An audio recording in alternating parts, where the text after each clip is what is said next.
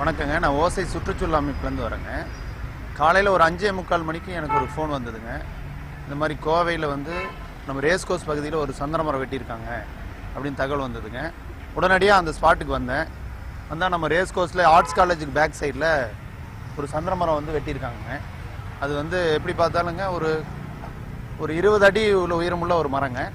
அதை வெட்டிட்டு அதை அடித்தூரம் மட்டும் அவங்க எடுத்துகிட்டு போயிருக்காங்க.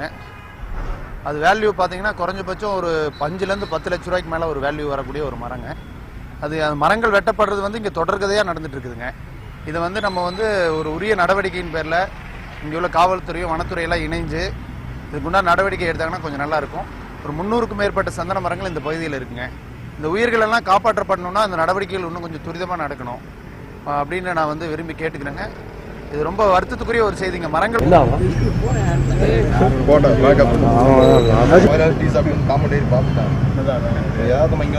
எல்லாம் இங்க பாத்தீங்கன்னா இதா இருக்கும். கேமரா பாக்குறது கூட இங்க பாத்தீங்கன்னா இதா இருக்கும். போன பீஸ் வந்து உள்ள போட்டுருக்காங்க. பின்னாடி அது இருக்கு.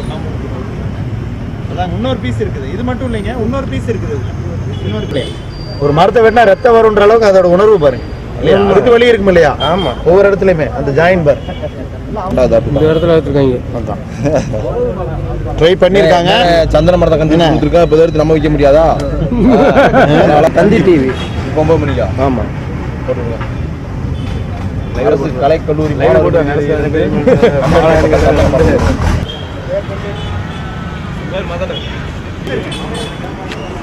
சார், இந்த மரத்தை நம்ம அலுவலகத்துக்குள்ள வைக்க சொல்லுங்க. இல்ல வனத்துறையில வந்து எடுத்துக்குவாங்க. நான் இருக்கிறேன், நான் வர சொல்லியிருக்கேன், இருக்கிறேன், வந்து எடுத்துக்குவாங்க. இதை கொண்டு நம்ம